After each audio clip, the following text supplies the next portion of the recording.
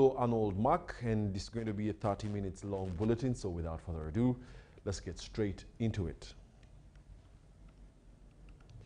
In our top story today, the political landscape in Koboko Municipality and Maracha County, Maracha District, is heating up as new aspirants step forward to challenge the incumbent again today, official parliament in the two constituencies.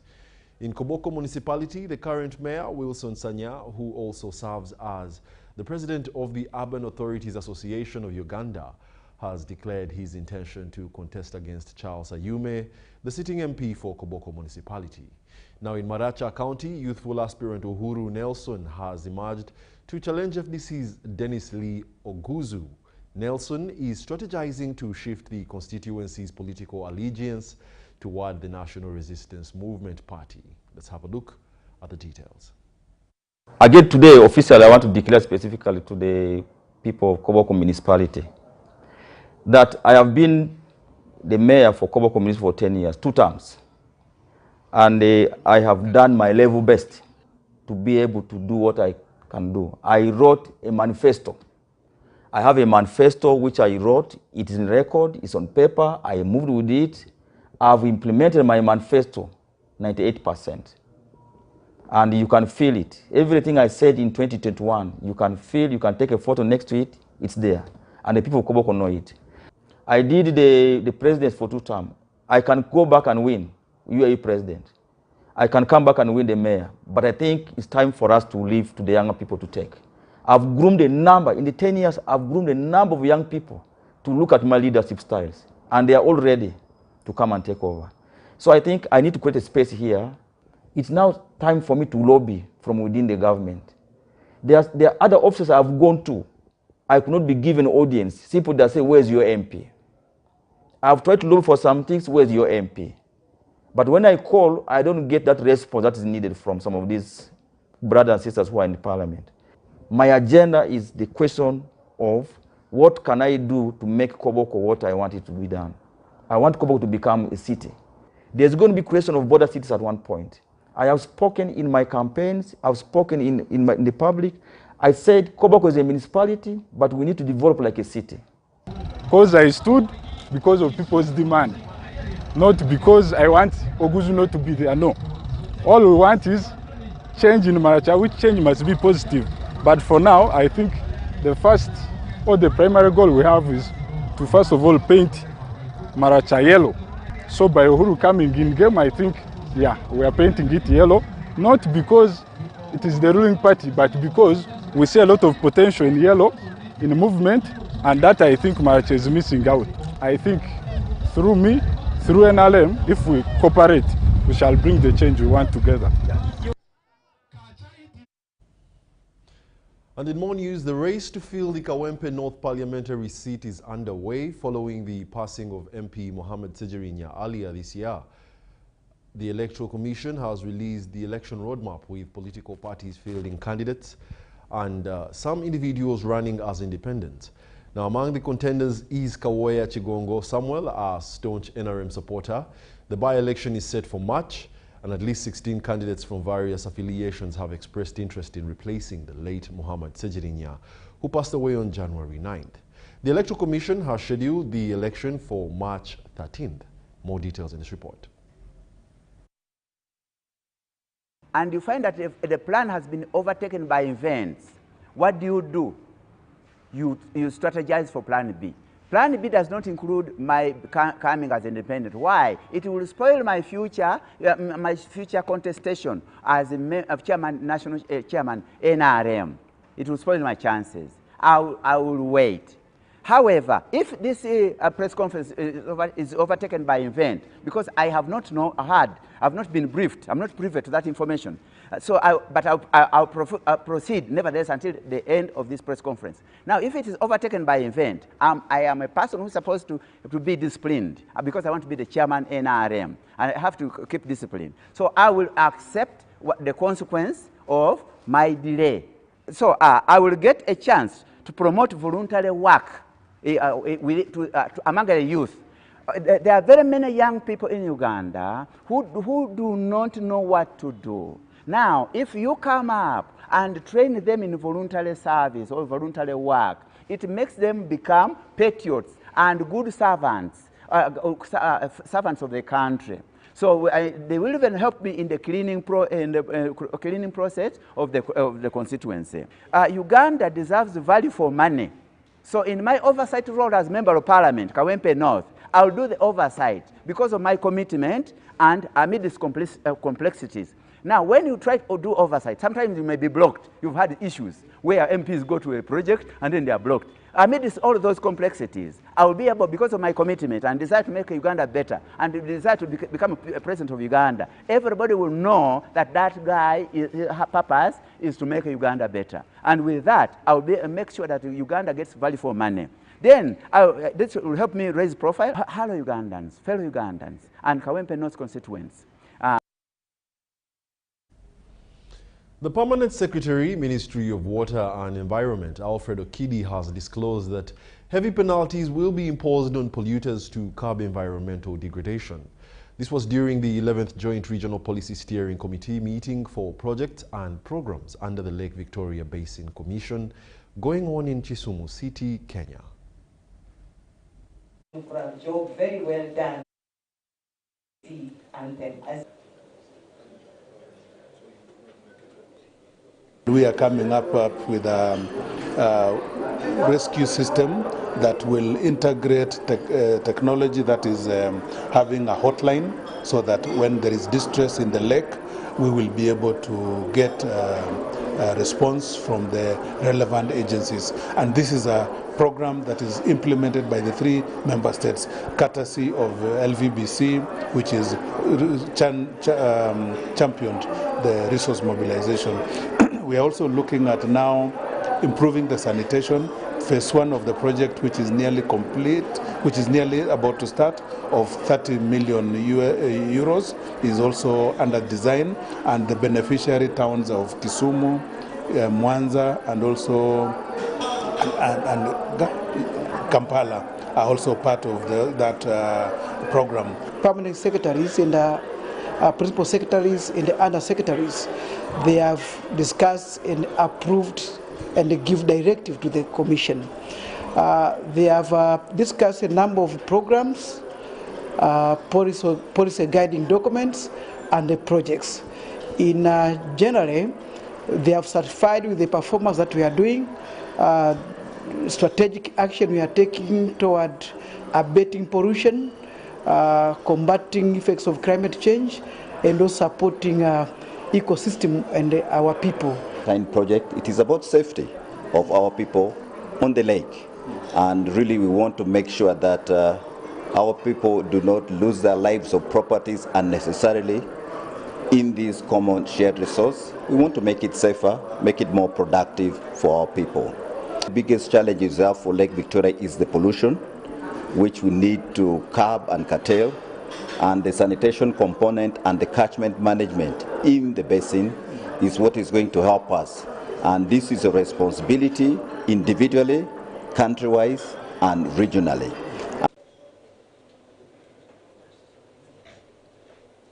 Kabale University, in partnership with Kabale Hospital, recently hosted an event at the Kabsom Hotel in Kabale District to mark the second day of the global celebrations for regional anesthesia. The event brought together professionals, students, and experts from across Africa to discuss the growing appreciation of regional anesthesia in Uganda, a technique known for its reduced risks and quicker recovery times for patients. Keep you alive, the surgeon does his work. During his operation, there is a lot of bleeding that goes on. It's we to make sure that we replace that blood and make sure that you are very safe. A senior lecturer in anesthesia at Kabale University, Dr. Henry Mugerwa, has commended regional anesthesia initiatives for lowering complication rates and promoting faster recovery. However, he highlighted significant challenges in Uganda, including the shortage of trained professionals, inadequate equipment, and the high cost of education. So anesthesia is a branch of medicine that is very critical, because many people know when you are going to theater, they only know and think about the surgeon. But the fact is, the surgeon cannot operate you if the anesthetist is not available to give you drugs that will make you, number one, not feel pain,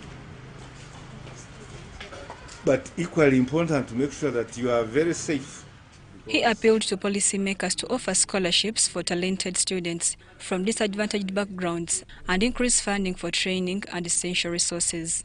The head of the anesthesia department at Kabbalah University, Dr. Isabira Epo, emphasized that regional anesthesia is a less invasive that enhances patient safety and satisfaction. So this technique really needs to be well taught. People need to be sure of the practice before they actually start this procedure on a patient.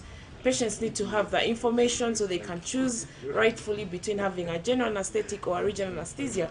But overall, there are more benefits for having a regional anesthesia, including a reduced length of stay in the hospital.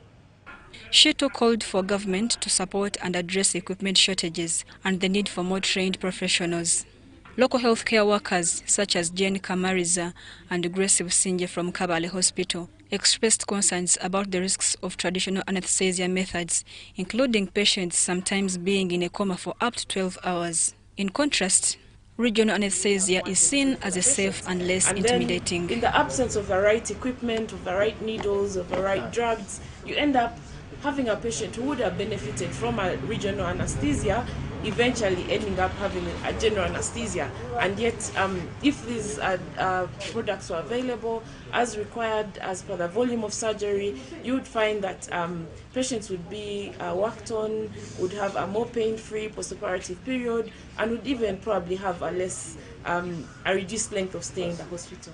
The event underscored the urgent need for investment in education, training and healthcare infrastructure to make regional anesthesia the standard of care in Uganda. Today, we are commemorating this day to promote local regional anesthesia, which is much safer. And in Uganda, we are still not yet at the level. We would want to do more. The common one is the one I've told you. Mary Namkose, Deogratius Habimana, UBC News. The Vicar General of Kampala Archdiocese, Monsignor Charles Kawempe, has urged the Christian community to reflect on biblical teachings that promote unity and forgiveness while striving for financial success. Presiding over the launch of the Bouv Retreat Center, a Catholic-based recreation ground in Masulita, Wakiso District, Monsignor Kawempe encouraged Christians to embrace spaces that foster spiritual reflection and growth. The Director of Curative Services at the Ministry of Health, Dr. Charles Olaro, has underscored the importance of modern methods for sharing and disseminating health information. He was launching Knowledge Systems in Africa initiative by Makerere University School of Public Health that aims to enhance awareness of health issues and facilitate expedited research for effective solutions. Specifically, School of Public Health, supported by WHO, World Health Organization, on aspect of how do we translate research, which is a big investment, to aspect of policy and improvement of services, ultimately improving the services for these people. This is a good initiative. The institutions do a lot of research, but we need to be able to see that how are we able to capture a number of some of their recommendations and be able to see that we can be able to do it, so that there will be a big return. And this is coming even much more importantly at the time when there are financing challenges, that we need to be able to see that if for every money we put, it gives you the best what? The best results. An Associate Professor of Health Policy, Professor Freddie Sengoba, highlighted the partnership's role in bridging the gap between research and policy by strengthening institutional capacities and fostering collaboration. Research is not just done because we need to generate it, but most importantly, how is what we have generated able to transition and improve society. But this research does not improve society unless it goes through how policies are improved, how programs are designed or implemented. The initiative is expected to drive evidence-based policies leading to a stronger healthcare system. Brian Tumwinebiaruhanga, Abdul Nasir Luwama, UBC News.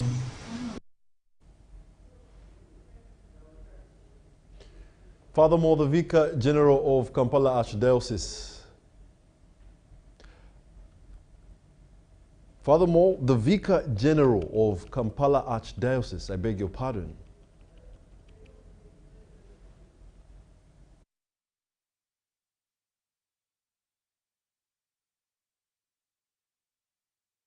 The Bouvet Retreat Center, located in Masulita, Wakiso District, is built on Christian principles, offering a serene environment for spiritual renewal and personal development. Give thanks to him for this center, that he also gives it a lot of blessings and many graces that will be shared by people who will be working here and who will be coming here to be uplifted, to be renewed in a variety of ways. The facility was established by Ugandan youth Jarvis Mugaga with financial support from international partners. Mugaga has been commended for his dedication and integrity. Few others are proprietors of this place. So the intention of this whole vision is to create a space where entrepreneurs, groups, or just individuals can come to a very relaxed environment that can help them to rethink their ideas or just to strategize for their mission. It's a simple intention why we built this. Francis Kamulegea, chairperson of the Buganda Land Board, also commended the initiative for providing a space that supports both spiritual and communal well-being. I'm very confident that it will be a place used for character building and leadership development. As the Bouvet Retreat Center opens its doors, the church continues to encourage Christians to utilize it for personal growth and collective fellowship. Brian Tumwinebiaruhanga, Abdul Nasir Luwama, UBC News. Here's your chance to win school fees for your child for a whole year. Just pay school fees using Momo. Dial *165 *80#. Select option 2 for school pay. Select option 1 to pay school fees. Enter the student number and amount and approve the transaction. You will now enter the draw to win school fees.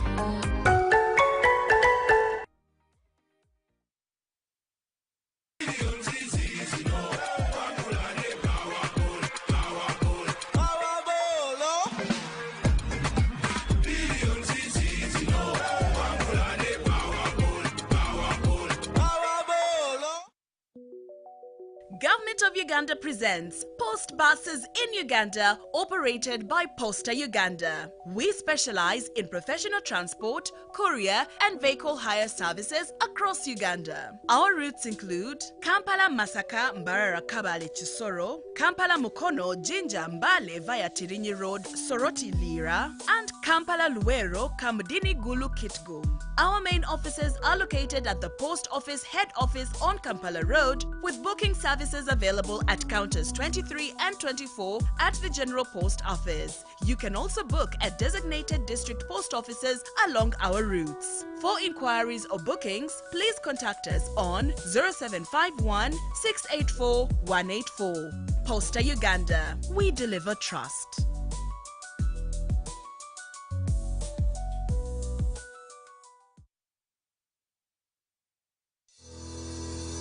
The Ministry of Water and Environment, in collaboration with its partners, invites you to the commemoration of World Wetlands Day on February 2nd, 2025 at Katerera Playground, Rubirizi District, starting at 9 a.m. The theme for this year is Conserving Wetlands Today for a Secure Tomorrow. The guest of honor is His Excellency the President of Uganda. Let's celebrate the vital role of wetlands in sustaining life and livelihoods. This message is brought to you by the Ministry of Water and Environment, Rubirizi District Local Government, in partnership with UNDP and GCF Projects.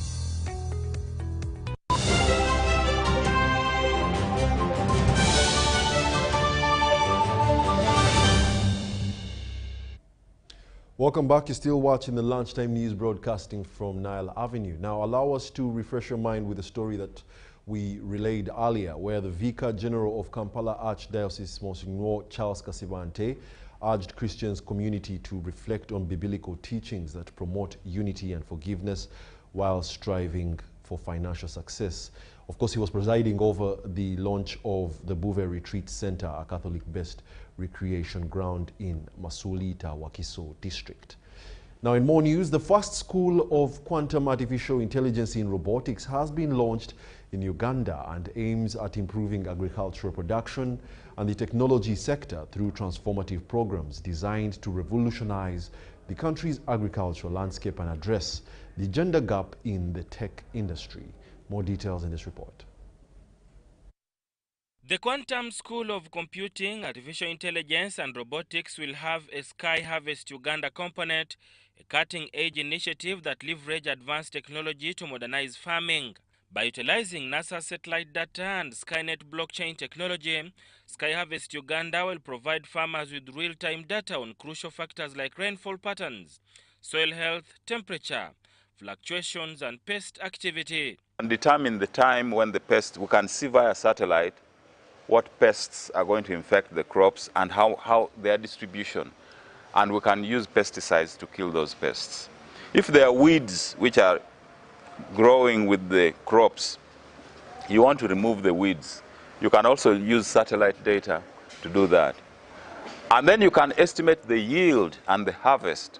You say, okay, if I invest 30 million shillings, I'm going to end up making 300 million shillings. The school was launched by Professor Robert Awor from Albany State University in the United States. If we can train our youth in artificial intelligence and robotics, and we start inventing things, we start inventing machines in agriculture, we start inventing machines in mining, we start inventing machines in technology, we can catch up with the United States and Russia. And it is believed that by the turn of this century, by the end of the 100 years we are in, Africa will have caught up, and Africa will become a powerhouse, an economic powerhouse, because of AI and robotics and so on. This project will not only transform the way farming is done in Uganda, but will also empower local farmers with tools that were once only available to large industry operations. The Quantum School is also tackling the gender imbalance in Uganda's ICT workforce with the launch of Her Code, Her Future Foundation. This initiative aims to equip women and girls with the skills they need to thrive in the technology sector. And our mission is to provide inclusive, immersive AI education that equips students from all walks of life, especially women and girls, with the skills and confidence to excel in an ever-evolving tech-driven world. The vision and the commitment we have is to bridge the gap between women and coding in Africa. We feel this is very important. As we know, the tech industry is evolving very rapidly, yet women are still not represented well in this industry. Sada Mubale, Ubc News, Kampala.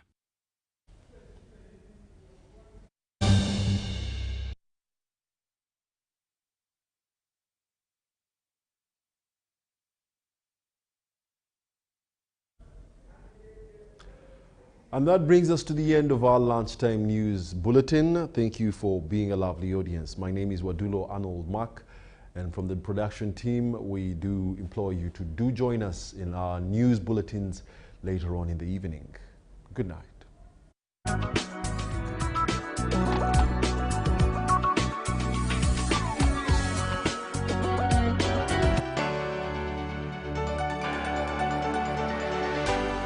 UBC, inspiring Uganda.